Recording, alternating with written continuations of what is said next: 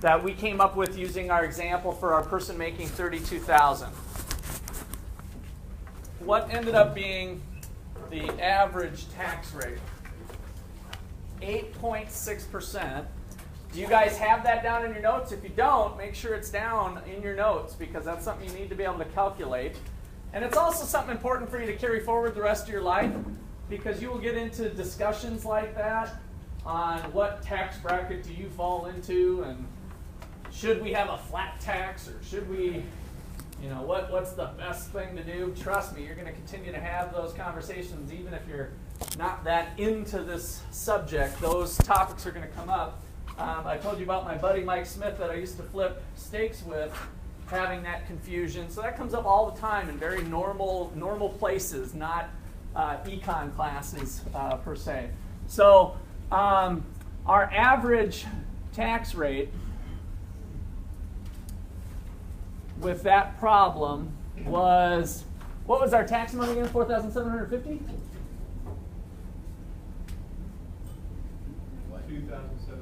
2,750? I'm just kind of recapping where your notes should be left off. And I took that divided by the income. So if I put my equation goggles on, notice that I took my total tax, big T, tax paid, total tax paid, divided by my income. And that gave me my average tax rate of 8.6%. What I want to do next is take something a little more down to earth here, and I want you guys to calculate what would it be for somebody making $85,000 a year.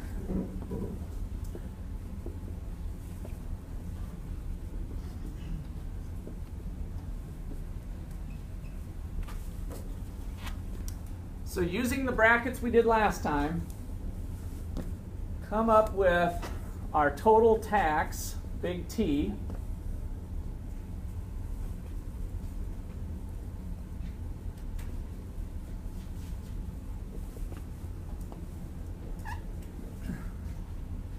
can't remember my own numbers. What do we have for the tax rate? 15, 25, and 35.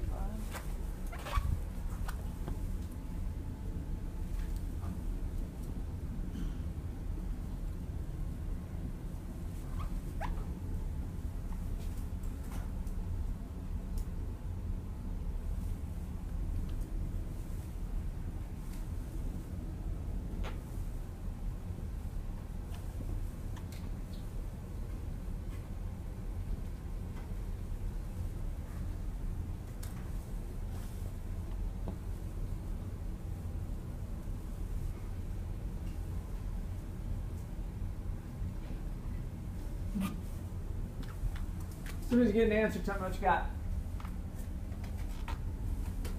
Don't worry about being wrong. I don't know what it is. I haven't calculated that. I'm just making the stuff up as I go. And then we'll compare notes with other people.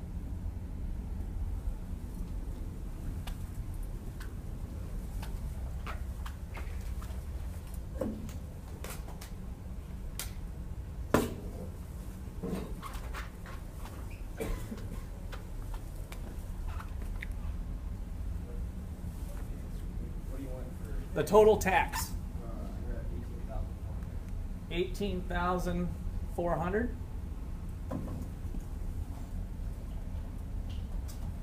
Yes, no, talk to me. Still working on it? Yeah, fine, yeah. Pull up. I just want confirmation. Somebody else get 18,400 or something different? You got something different, just tell me.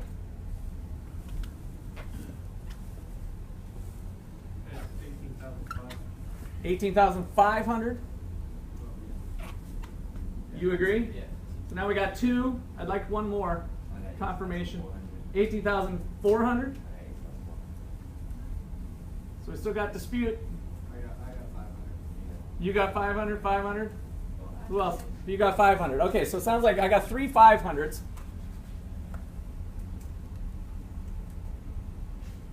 So this is something you should know how to do for the final test. What did we do? we applied the appropriate tax rate to each marginal piece of income. So remember the table that I laid out for you last time, the first $15,000 of income got taxed 0%. The next $15,000 of income got taxed at 15%. The next 30,000, wasn't that the bracket, 30 to 60 if I followed Lauren's paper right? The next 30,000 got taxed at 25%.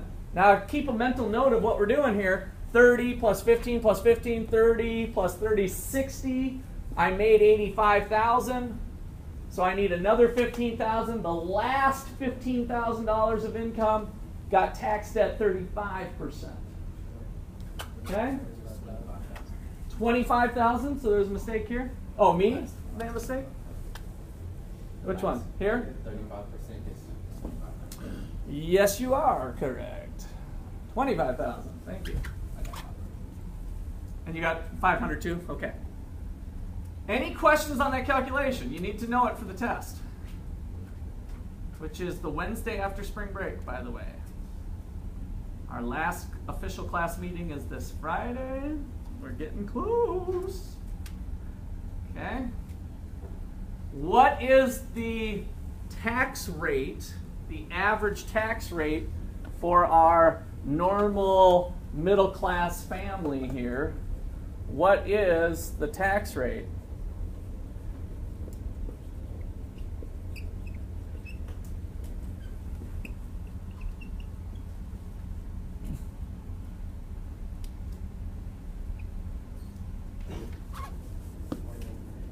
How much? 21.8. I hear a yes. I see some nods. 21.8%. Is that fair? I like that expression, Lydia. That kind of characterizes the whole debate. Is that fair that the person making $85,000 a year pays a 21.8% tax? The person who's making $32,000 a year only has to pay 8.6%. Is that fair? No. I hear a no. Why don't you think it's fair? I think that you should be taxed on your income. I don't think if I work hard and am successful and earn lots of money, I shouldn't have to give the government more of my earnings than the person who only makes $20,000 a year. Even if the other person's disabled, maybe mentally challenged or something, do you think that's right? That they normally, if they wouldn't have got injured on the job, they were making 85, but now with their disability, the best they can do is 32? I mean, under that kind of circumstances, there's things that go into play of it. There's other things. Okay. There's disability income and things like that. Okay, good. So maybe that could, I'm just trying to play devil's advocate, talking about all the fun issues that are related to tax this. rate. I think that the more successful you are, you should be rewarded by that. And so if we have a flat tax, does that make things fair? And does the richer person actually still pay more anyway? yes. So does the rich person, let's just do a simple flat tax now of 10%. Our person making $32,000 has a tax of how much? $3,200. Our person making $85,000 has a tax of $8,500. Isn't the rich person paying more than the poor person? So the same percentage. Right. So those are the variables that are at play. I mean, as a human being, the person making 85 is paying more. So is that fair, or should every human being only have to pay, let's say, $10,000 flat, whether you make 32 or whether you make 85 or $1 million?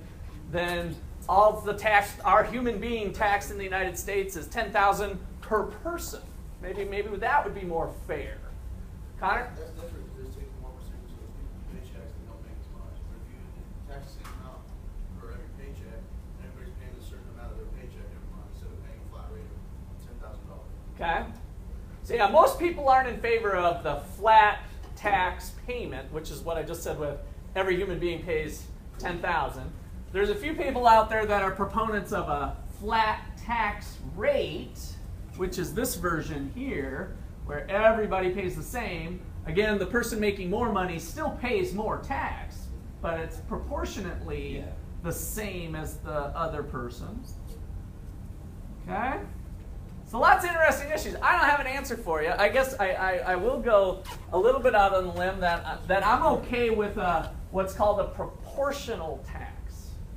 That the rich do pay proportionately more than the poor. And that's what's going on here.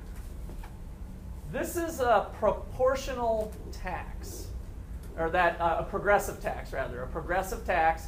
The rich are paying progressively more, a larger fraction of income is gone. So that is the progressive nature.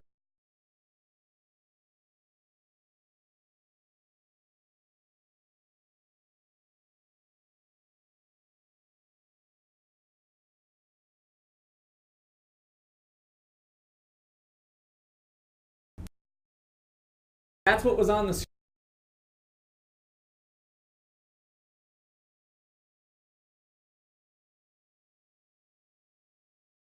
Still 15. This is 0.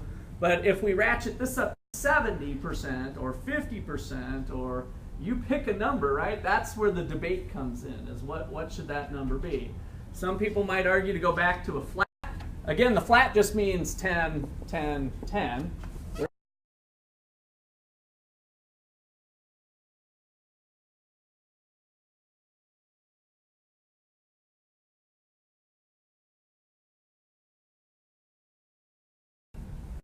Taxpayer pays the same rate, the same tax rate, which with our equation goggles has always been little t. So in our little kind of simple models that we've been doing all semester, that was really kind of a flat tax rate, right? Because we just said, suppose t is 10% or whatever. And so that was, each taxpayer pays the same tax rate. It's important to note that higher income earners still pay, I don't even want to use the word still, pay more tax. Pay more tax because they're higher income. Bless you. A different concept that is the one we currently operate under is a progressive tax. With a progressive tax, high income earners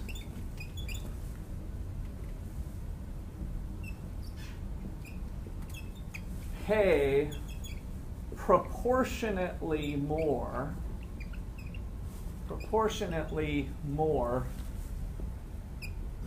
than low income earners. What makes you go that one instead of the other one? Let me come back to you here in a sec. High income earners pay proportionately more than low income earners. Let's just say, like our example. From our example, it was 8.6% versus our, what did we come up with again? 21.8%.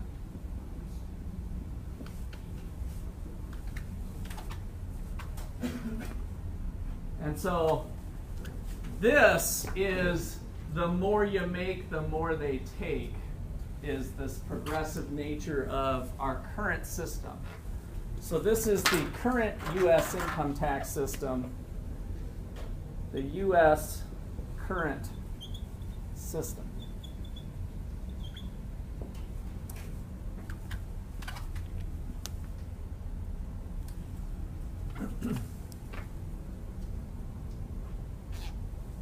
So,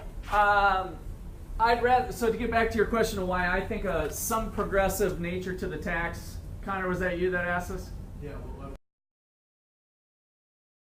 I think having some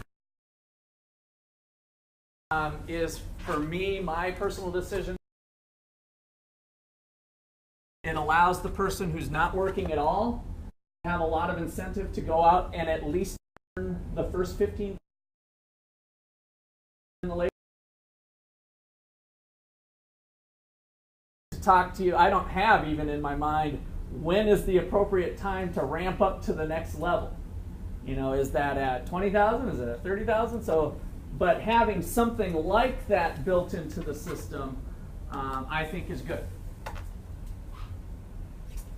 Having, like, if you had a flat rate, that would take a lot more money from the person who's just making ends meet compared to the person who's making so much.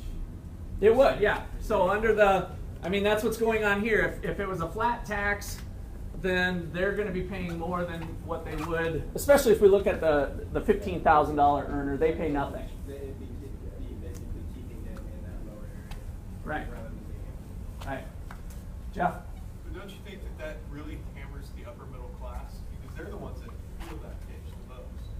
They It doesn't have to. that high.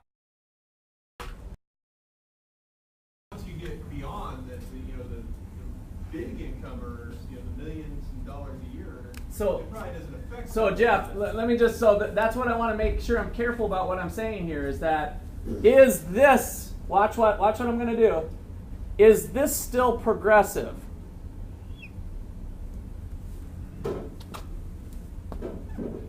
My first bracket is 115,000, no tax.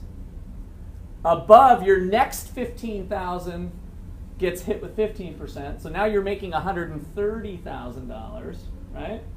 Your next bracket gets hit with 25%, but now you're making $160,000. That's still a progressive tax.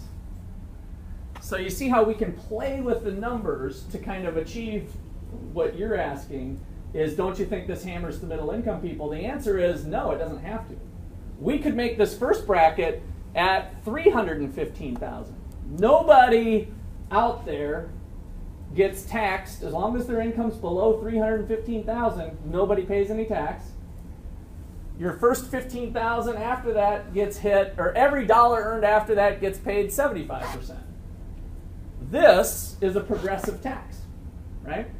Because if you're making $1 million a year, your first $315,000 you don't pay anything, but your next $685,000 gets hit at the 15% rate. That person's paying proportionately more than those low-income earners.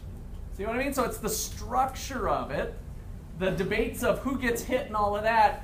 That can be changing the parameters of these numbers. Okay, great question. Other comments there? So I'm just saying in general, I'm okay with a progressive tax. I'm not a supporter of a flat tax. A progressive tax is okay with me personally. Now, another interesting thing that I want to throw up here is a negative tax. Do we ever have about that? And with this one, the poor, this is Mr. Scrooge's tax system. The poor pay proportionately more than the rich. It's just the opposite of the progressive tax.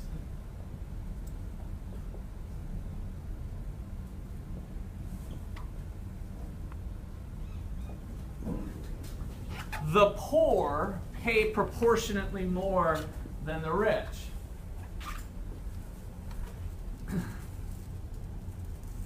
Do we have any sorts of tax like that in the United States? That sounds ridiculous. How could you even base your system on something like that? You can argue that getting fined for not being able to afford health insurance is a negative tax. That type of thing could go on. That's right. There's little slippery things here that ends up resulting in potentially there being a negative tax. So the classic one is cigarettes. If you do a demographic study of who smokes, more poor people smoke relative to rich people. How are taxes on cigarettes? High or low? High, like double. Like if we had a free market, smokes would probably be $2 a pack and they're selling for $5, right? So there's a $3 tax. If circumstances have it that the poor are a larger fraction of smokers, and they're the ones hooked on the cigarette, then that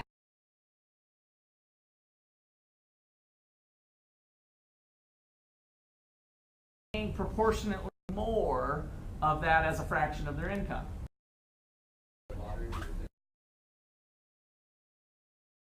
My water. Yes, the lottery is similar. That studies show that the poor tend to play the lottery than the rich, so they, if you will, if you don't win, a tax, right? That money's going towards the. And so if we step back and aggregate all the data of who's playing, if the poor are playing more and the state raised $100 million of funds, and that $100 million came from poor people as opposed to rich people, it's like a negative tax. So this does go on. Gasoline's another example. If we really tax gasoline and we look at the amount of money that goes towards gas and ultimately over the course of the year, how much money did you spend on gas? Well, if you're rich or you're poor and you've got a 30-minute commute, did you spend that much money different in gas going back and forth to your job, whether you were working at McDonald's or whether you're working for a hedge fund on Wall Street, right? Making $1 million a year, you're spending the same amount of gas potentially. One might be driving a Mercedes and the other one a Chevy Malibu, but whatever. They're spending roughly the same amount of money. And so if we look at the fraction of tax as a proportion of the income earned by that person, it's probably a negative tax. So this stuff exists out there, and it's something that we need to be aware of, or that policymakers need to be aware of when they start to implement changes to tax policy. Would write-offs be like that too? Not necessarily. So tax write-offs are kind of a big picture thing of reducing your taxable income that I don't want to touch on. I'll talk to you after class if you want. Okay, anything else? Okay, so I want to look at a little supply-demand analysis of what does the tax do? What's the impact of the tax? For those of you who had microeconomics, you might remember some of the things we're going to look at. But don't worry if you didn't. I generally assume that you retain nothing from micro, even though a little piece of me just wishes that you had something. But hopefully something's there. But I won't assume that I can just blow this off and not talk about it. So I want to go back to the Chapter 6 labor market. So we got L down here. And we've got the real wage over here. Remember, the real wage was the nominal wage divided by the price level. And we had people who wanted to supply themselves to the workforce. And we had businesses generally who wanted to buy some of that labor.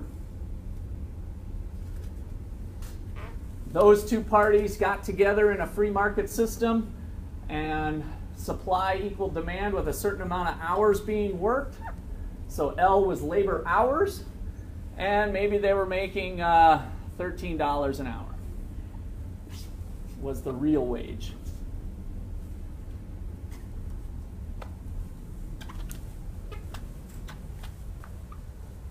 Okay, so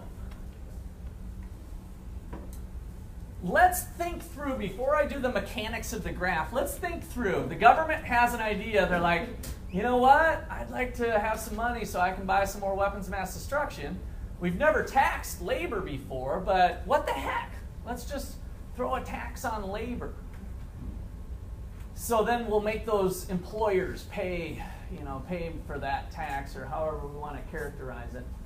So if you now face an income tax, what's going to happen to your paycheck? It's going to go down, right? So there's going to be an income tax effect. The thing that's a little bit harder for people of all ages to comprehend is that the tax ultimately gets shared by the employer and the employee, which is kind of weird. So we can think about it this way.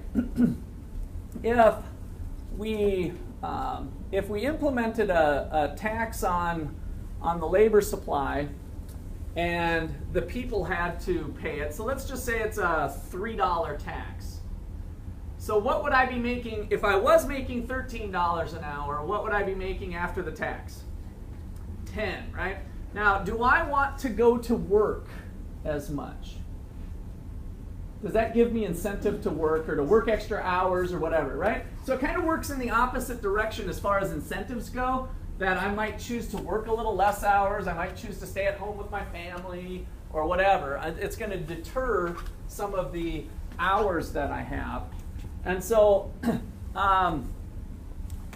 if we think about what's going to happen to their paycheck, we'd have a drop of the amount of the tax. However, now that there's this after tax of being down here of, let's say, at 10, if you will, I don't want to mess up the graph too much yet. What is true about the amount of workers out there? Here's businesses that want to buy labor. If these people have reduced the amount that they're willing to work according to the $10 an hour pay, there's a shortage, right? So now, what happens when employers are running low on employees? It's like, gosh, we can't seem to, we have a $13 wage. I know that the tax legislation changed, and so the after-tax paycheck is only 10, and we just don't have enough people. What do I need to do to attract more people? Raise the wage. So there's the sharing of the tax. You see how we've taxed the employee, but yet now it's having implications on the employer as well, because there's a shortage at $10. And so what's going to happen is that after-tax wage is going to start to rise. And I'm just going to give you kind of the shortcut way of thinking about this tax. And I call it the tax wedge. And in fact, I hope you didn't draw this because I'm going to use my eraser as a visual. That'll work. So I want you to think of the edge of this eraser being the amount of the tax, which is probably a little bit big. Actually, let me just use this edge of the eraser. So there's our tax. Let's see, if that's 13, gosh, I almost got $3. But the vertical height here, the edge of the wedge, this will hopefully make sense in a little bit, is the amount of the tax for each hour worked. And so we're going to float our wedge in, staying below the demand curve and above the supply curve until it gets wedged in here. And now this vertical height represents the wage that the employer will pay. So this is the wage to the employer. Let's call it the firm, the business. And the wage to the employee's our supplier, is something less. Let's call it WE for the employee. So WF equals the wage paid by the firm after the tax. WE is the wage received by the employee after the tax.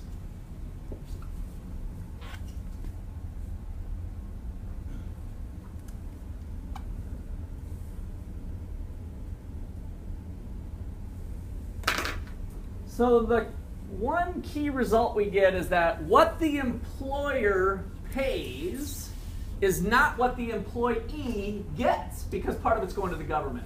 What part? This part. This vertical distance here is the tax to the government, is the difference.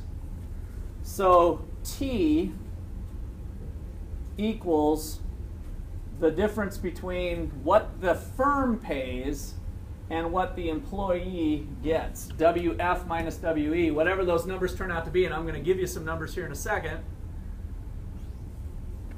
Let's say that this is $15. And just to keep the numbers a little easier here, we'll say they split it evenly. This is $11. And so the tax is $4 to the government.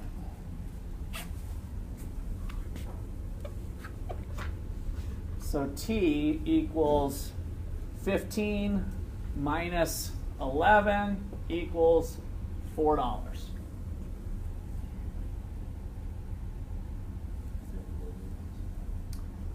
Yeah, but we're not even going to talk about that. We'll save that for micro class. The quantity is one of the key features that we're going to talk about. The amount of labor after the tax, let's call it LT, is less than where we were with the free market because of both incentives, right? We have less people working. So note, LT is less than our L star. The quantity of labor after the tax is less. In other words, there's less people employed.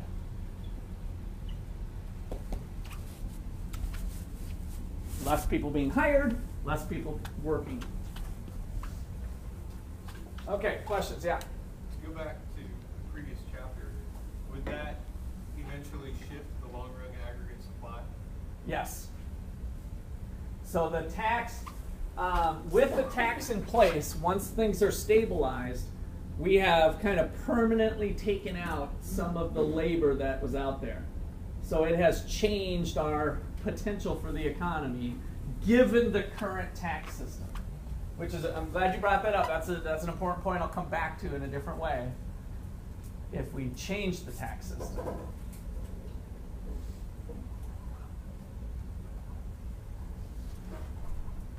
Okay. Any other questions, clarifications on showing the tax?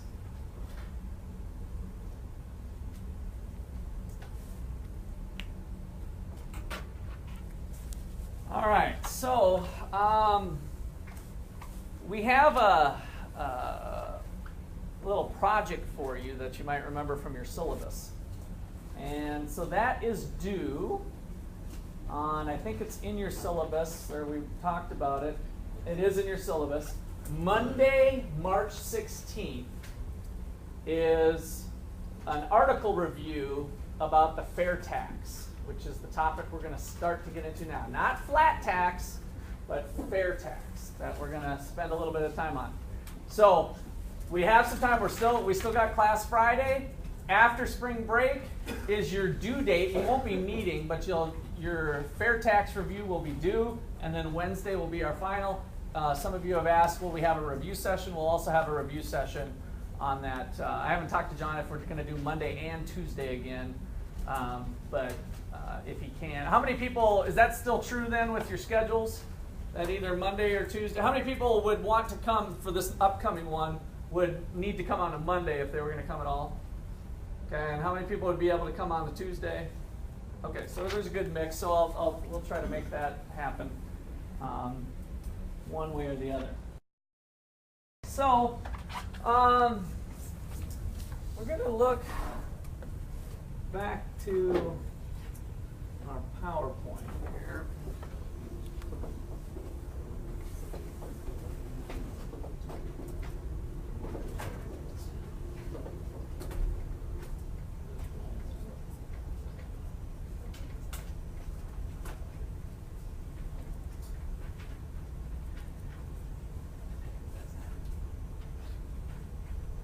Hold on a second. I have another one that I can.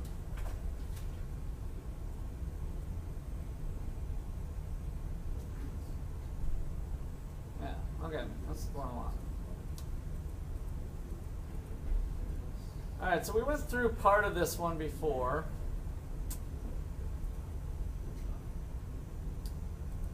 start here. This is essentially what I just did on the board to try to get you. And this PowerPoint, I can't remember if it's on the MyEcon Lab or not, but I'll be happy to send you a copy of this out if you want to get it. So if you don't see that, send me an email. I'll send it out to the whole class. So here is our labor supply, labor demand. And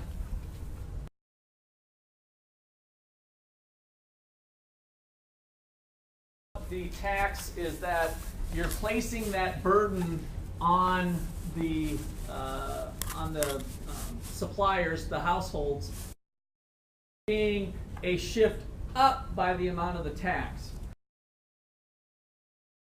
For the tax wedge part, but over here, if I would have added the $4 tax on, it would have shifted the curve up vertically by the $4, right? And then you get this picture right here. So it's kind of the same way, however your brain works is fine. You can think about this tax curve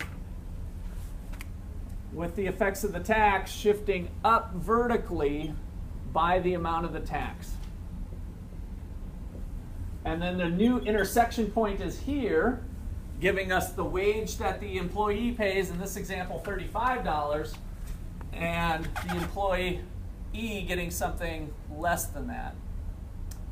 All right. So the effect that we need to watch is this labor effect. And we call it the tax wedge, kind of bringing this back to our bucket theory, that our bucket of labor is starting to fall. So in the grand scheme of things of how do we make people happy, in a capitalist system we allow the invisible hand and pretty much the voluntary exchange of goods and services to make our pizza, basketballs, and stuff here. And so we have a stock of labor. Well, now we're adding another level of detail saying, you know what? The amount of labor in our bucket is also dependent in part on the tax system currently in place that may be incentivizing people to be in the labor market or not. So the tax wedge causes a decrease in our stock of labor able to work. This here represents the amount of tax revenue collected by the government. In this picture, this rectangle represents the total tax collected. Remember, we had a $4 tax, and if LT ended up being 1,000 hours, just to keep the numbers easy, 1,000 times 4 gives us the area of this rectangle. So there was $4,000 of total tax collected from the income tax. And that's represented by this little rectangle. All right, questions on that?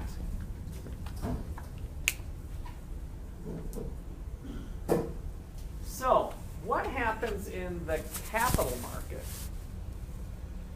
Our loanable funds market has potential income tax too. If you earn 6% on your money from your bank, they will send you a little form in the mail at the end of the year that says, hey, you earned X on your savings account. Maybe X is $700 worth of interest. Uncle Sam wants a taste of that. That's your income from your savings that year. So you worked at your job and slaved away for $32,000. You were diligent enough to save some money over the past 10 years, lucky enough to earn $700 of interest income. Uncle Sam says, I want a taste of that. So in the loanable funds market, we also have the same distortion going on with the tax. We're going to float our little boat in, it's going to get stuck, and the rate that banks are paying, if the bank paid you 6% after tax, depending on what tax bracket and all that stuff that we looked at, you only effectively earn 4%. This isn't talking about inflation, which comes in too. It's the tax effect. So you paid a tax in a given year for that, and we end up getting the same darn thing. So we put the amount of the tax, we shift it up. What happens to the amount of loanable funds? It falls. So with higher interest rates, is the flow of money that's being devoted towards investment activities increasing or decreasing? With taxes, it's decreasing. And we're getting the same movement that we saw in the labor market, that we're closing off the spigot by having taxes on savings and investment. That's our income tax in the loanable funds market. Questions or comments on that? So we've got basic resources, land, labor, capital, entrepreneurship. The government's got their fingers in all of this in some way, shape, or form. The impact of taxes tends to lower the amount of usable resources in the economy, which is going to ultimately lower our potential, because what were our long-run aggregate supply shifters?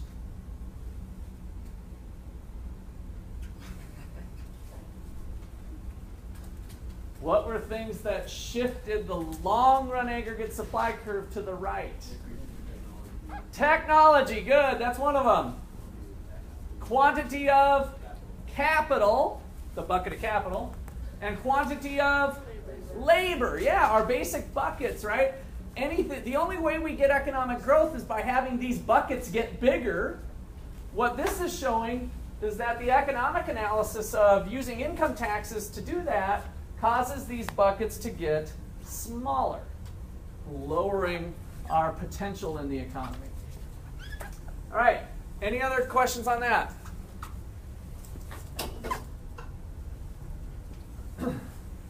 So, in your book, you'll find this picture that was done by Prescott years ago, and he looked at what is the amount of taxes that are actually going on? What is the tax wedge? What is this amount, this distortion going on? And so he combined in his study the types of taxes that we have in the United States. In the United States, according to his estimates, this was from a study a while back, about 13% of our money goes to consumption tax. So, remember from our basic model that the government has different size straws sucking from the resource market income, right? Income tax, and then we have consumption tax here. So Prescott said that the average American is facing a 13% consumption tax. What do we pay at the register when we run to Walmart and buy some stuff? Approximately a little higher than 7, 8.9. Yeah, almost 9%. So where does this 13 come from? Well, he actually put in all those buried taxes too. If you buy a pack of smokes, you might be paying 8.9% at the register, but there's taxes that were buried in the cigarettes, right, that the companies paid that were part of that. So that's part of what his study did, and he came up with 13% on the consumption side is approximately where we're at. Why does it change around states? Because each state has their own jurisdiction on what they want to charge. And so some of them don't have income tax at all, and so they might have a higher consumption tax. So it's within their purview to choose. On the income tax side, we've got 32%. And so the average American is effectively facing a 45% tax at the margin. If you earn an extra $100, 45% of it goes bye-bye to the tax people in one way, shape, or form, and you get to keep the rest. Now, in these other countries, this is what France looks like. So France is a socialist type of country, which, remember, the way the system is organized, the government controls more things, they own more resources. And so they face much higher tax rates. This is France compared to the United States. They might be up at the 80%, over 80% marginal tax rate. Over in France, you earn $100, you get 20 of it, and the French government gets 80 of it. So different types of tax systems, different tax wedges that exist out there. Okay, questions on that or comments?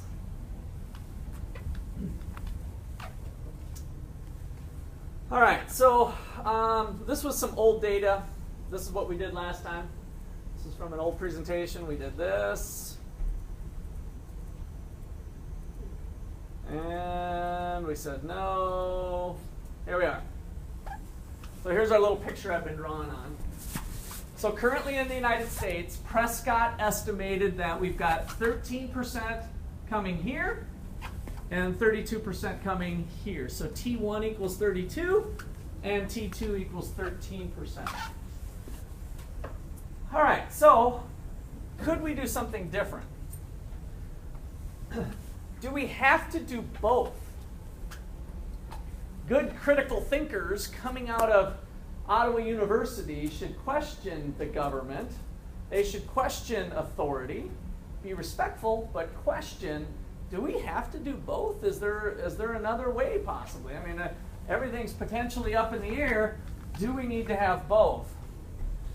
So we could start to look at some different combinations. So let's take 20% income tax. Hypothetical person has $100,000 worth of income. They pay 20% on income tax. They have $80,000 to run to Walmart with. They run to Walmart and they get hit with the 8.9% or 9%, let's call it, at the cash register. And so after they pay both sets of taxes, they have $73,000 worth of consumption that they get to enjoy. The rest of it went to taxes. Okay? Well, what would a system like this look like? These variables, as we saw with what I was bringing you through with the marginal and the average tax rate, they can be changed. So we should be able to calculate a number that has the same effect at the end of the day. Let's drop this one to 0. Maybe we should just get rid of the IRS, abolish the income tax, say bye-bye to it forever, and we collect everything at the cash register. What would that look like? Well, in theory, it could look the same for the average American. $100,000 paycheck, 0 income tax, 26.6% at the cash register. At the end of the day, they were able to consume the same amount of money that they were consuming over here. What do you think? Would that lower the incentive to consume? Okay, we'll get into incentives here. Yeah, does it lower their incentive to consume? Okay. Wouldn't it cause inflation? Over here, Yeah. yeah, that's one thing we want to think about, what the impact would be on the prices, because we still have, on the consumption side, we've got some sort of tax going on. It would be more on the final goods and services, by the way. So if we looked at some sort of supply and demand and we put in that tax wedge, this is now on beer and pizza.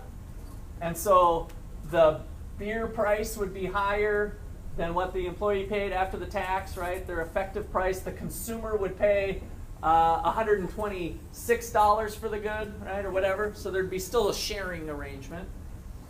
But if we think about what they did with their income, they have similar choices for the real variables. So before we get our juices flowing too much, I just want to point out that this would be what economists call a revenue neutral policy change. So the idea here is to say, let's quit quibbling over how much money we spend on education, how much money we spend on national defense, how much money we spend on this, how much money we spend on this. And let's just say G stays the same. Let's just hold G constant, the amount of government spending. Can we collect taxes in a different way that collects the same amount of money that will support whatever we disagree about, whatever we quibble about with spending? Let's just focus on the revenue side of the equation. So this would be a revenue neutral policy change Because at the end of the day, the government would still collect the same amount of taxes. We're just looking at a different way to collect. All right, questions or comments on that point? All right, so what happens with our pictures? So if we change the tax rate to 0%, we start to undo what we did before in the loanable funds market, right? So imagine just eliminating that tax wedge. If we put the wedge into place, this is what happens. Now we're just undoing it. So we'd be increasing the capital bucket. Over in the labor market, we'd be increasing the amount of labor by undoing the income tax. Right? So the effect on the demand and supply for labor would be to increase our basic resources and bring more to the table with that. Okay, questions or comments there? I like to see I caught your attention. So here is the fair tax as proposed. There's a couple other versions of something like this, but they're all fundamentally the same. And that is to change to a consumption tax rather than an income tax.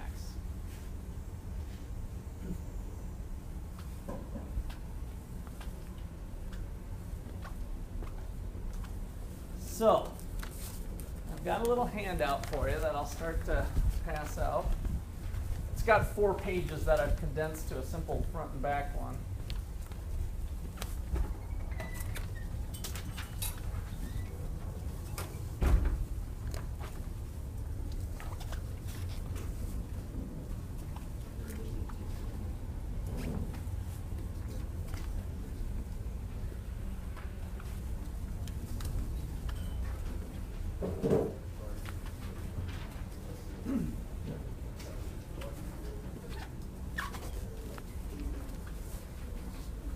Now, I gave you guys a pretty, did everybody get one?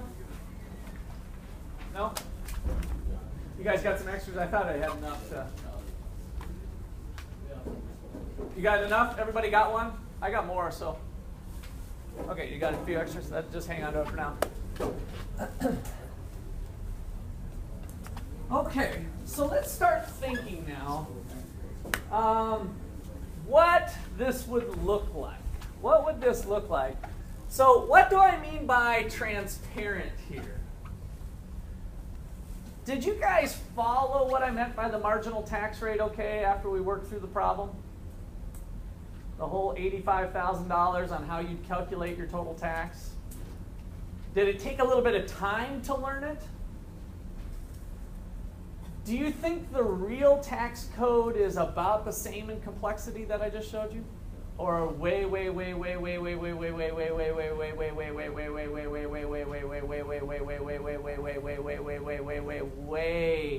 tougher?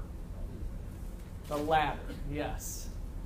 The current income tax code is so ugly and so complex, it could not be less transparent, I don't think, than what it is today, although it pretty much can, because each time they pass new taxes and new laws and new changes, then it just makes it that much more complicated. But it's out there. And so with this change, things would become dramatically more transparent, right? How much